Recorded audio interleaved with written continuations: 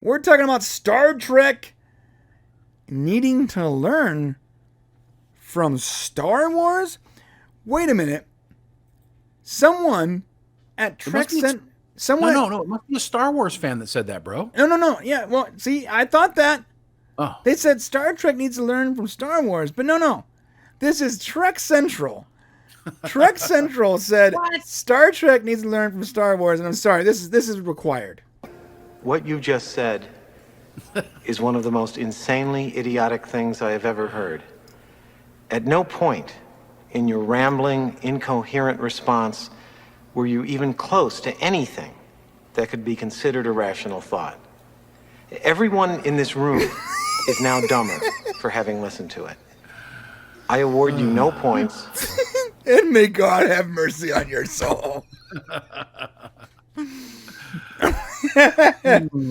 Yes, this is Trek Central, and it's and no offense, like for real, like no offense to Captain Jack here, but we obviously disagree.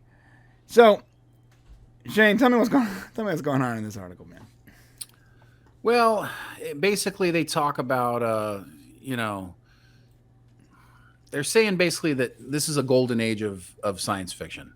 I wouldn't exactly say that. We are getting a lot of science fiction, but I wouldn't say it's necessarily a golden age of it, because just because you have a lot of it doesn't mean it's good. Plus, we already passed the golden age. We can't have a second golden age. The golden age. The more golden age. The more golden age. But so they're basically questioning. They said, is Paramount making use of the Star Trek universe properly? And maybe it's time that Star Trek needs to learn from Star Wars, is what they're saying here. The Star Wars franchise is surging forward with brand new shows, merchandise, theme park rides, and more. You've got to tip your hat to Disney on occasion. So let's first address this. Star Trek doesn't learn from Star Wars.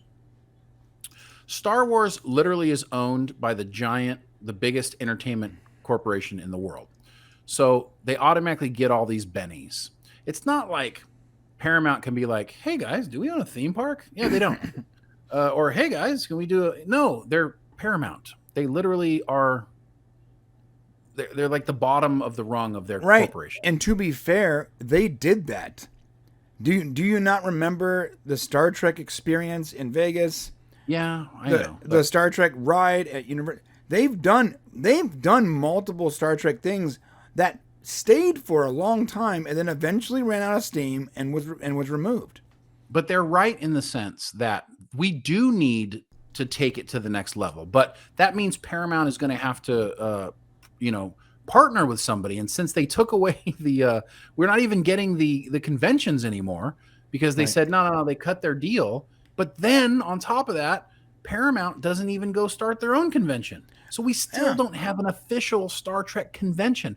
We get Star Trek Day where you got a DJ going, I mean, literally the DJ's like nobody this. shows up. Yeah. Like Shane's not using his mouth to represent a record. That's literally what it was. He was using his mouth to make music. You're like, what? What? Star Trek Day. We don't get a convention. We get Star Trek Day, and it's more like Star Trek hour and a half. And then the other 3 hours that it's around, it's Star Trek afternoon, and it's an hour and a half of Star Trek content and 3 hours of just absolute crazy nonsense.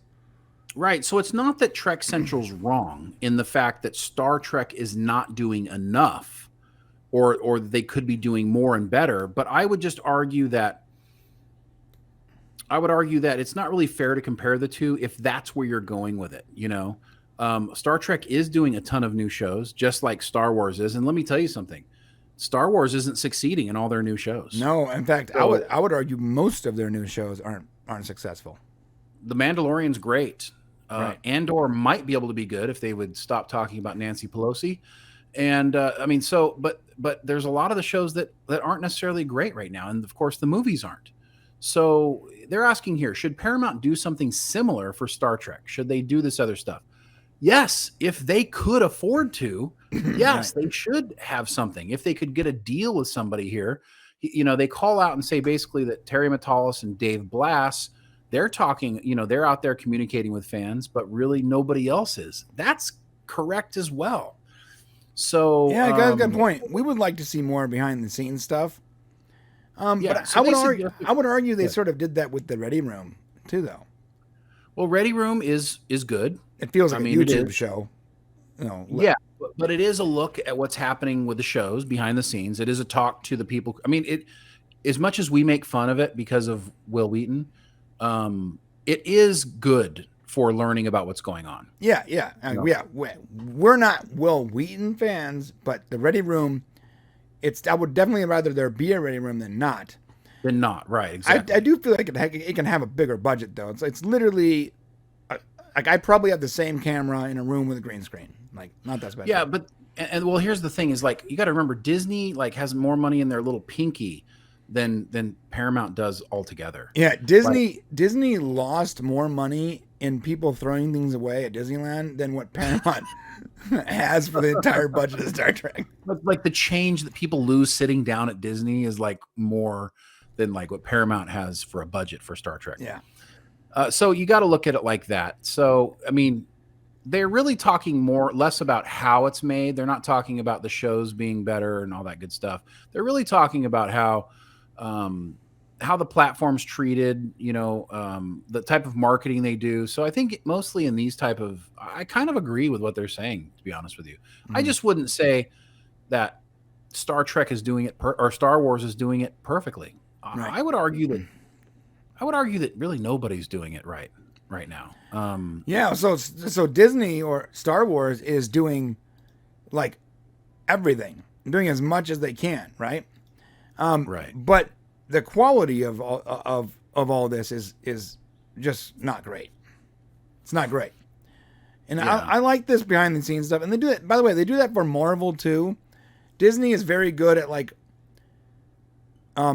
triple dipping on their content. Like when they make a Marvel TV show, there's also like the making of that and like behind the scenes this, and like they have a lot of content coming out, and sometimes the content is about the content which is about the content.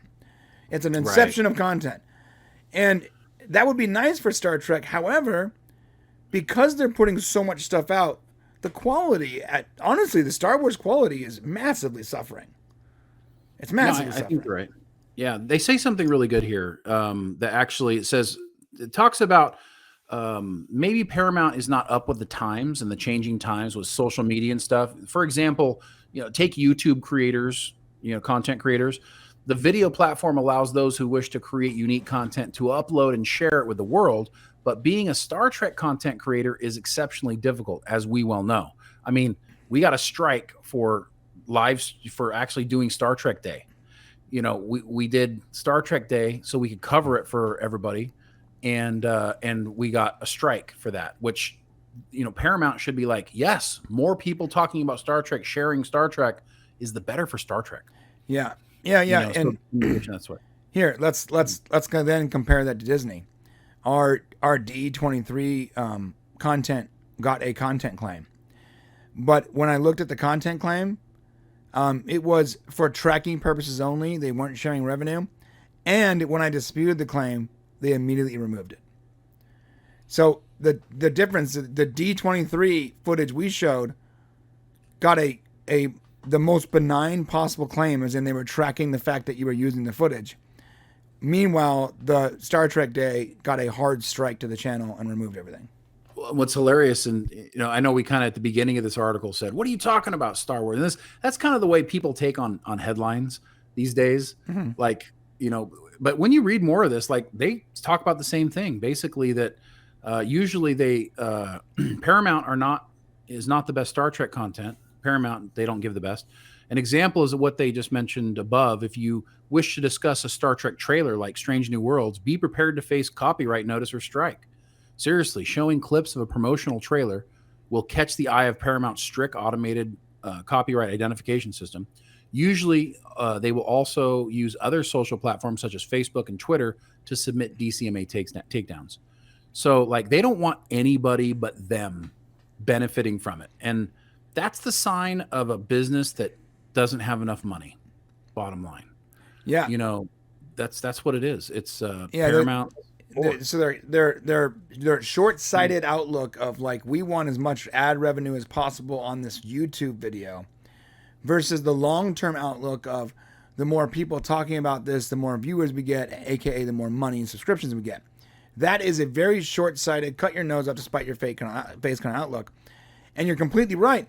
How many hours do I spend editing and re-editing our videos to avoid the copyright claims? It's intense. 100% Right. with you. However, the Star Wars videos we made, I had the same exact problem. That's a good point. So they go on to say here, it's simple. Star Trek needs to learn from Star Wars on handling its fandom. And I would argue that from a YouTube standpoint, it's not any easier. And maybe Trek Central doesn't do a lot of Star Wars stuff, but we have been, and it hasn't been any easier for us, frankly speaking. Yeah, they were cool about D23, but they haven't been cool on everything. Trailers are not okay. Well, and they still copyright hit it. Right, they still hit it with a claim. Yeah, it wasn't a freebie. It was just a tracking claim though. So it was the lightest claim there was. But yes, yeah, we've used trailers and they got hit nonstop. In fact, one of the hardest videos I ever made for our Prime channel was the episode 9 video. That video, I must have re-edited that thing like 85 times. Oh, and don't even use a single second of Star Wars music. It's immediately claimed. Immediate. Right. I had to create my own homage to the Star Trek theme just to make it for the video. Just to make it sound sort of similar. Crazy. So maybe there's a few things that the Star Trek franchise can learn from Star Wars as far as, perhaps trying to do bigger things for fans or having better fan experiences. I could see that maybe. But as far as everything else, they're actually pretty similar. And I wouldn't say that Star Wars really outdoes Star Trek, and especially when it comes to their content. So, yeah, it's just, why don't you both do better? How about that? How about everybody does better? Why don't you always consider the fans first? Always consider the fans first. Why wouldn't you? Why wouldn't somebody who, if you're selling a product, if I am selling a hat, okay, I want to say, what do people who want to wear this hat want? Right. So they will buy it. What is it about art? What is it about TV and television? It's a product. Okay. And if you're selling a product, you better ask yourself, well, what do these people want to buy? Because at some point, people are going to be like, I'm done with it. And a lot of people are. So that's really what they should be considering. Consider the fans, because we're all that really matters. And Shay and I actually have a little more data than just the average viewer, because when we started this down this road on the main channel, there was a clear temperature when Star Trek came back, and we got a ton of views on our main channel videos. And as time has gone by, for both Star Trek and Star Wars, not just Star Trek, those views have diminished, and the temperature has gone real cold real quick. And people used to say, oh, the fandom is split. I don't think it is. I think there's now 3 parties in the fandom. There are people that actively hate it, people that love it, and a third party of people that have been so burned for so long that they're apathetic to it. And the third, they don't care. Yeah. The third one, that is the one that's never going to click on a video, because you might get people clicking on a video that hate something or that love it. But if they don't care, they're not clicking. And you've developed now three types of fans that have been fans for 60 years and are just like, you know what? I'm good. Yeah, no, it's true. And I would say the biggest group is probably that apathetic group. That's why everything is just really kind of come down. And look, if you forget about the fans aren't going to stick around. There's too much content out there. What did somebody say? The golden age of science fiction? Yeah, there is a lot of science fiction out there. So I might go watch Quantum Leap instead of Star Trek or Star Wars if it's not going to be as good. Yeah, the goldener age. I like that. The goldener age. Speaking of which, though, you guys got to go give Captain Jack, his name on YouTube is Captain Jack at Trek Central. He's a good dude. His videos are great. Go find him and give him a follow. Absolutely. All right, that's it. Hit that comment section on the way to the subscribe button on the way to the comment section. Let us know what you guys think about this whole thing. In my personal opinion, I think Star Wars and Star Trek need to go learn from themselves in the 1980s.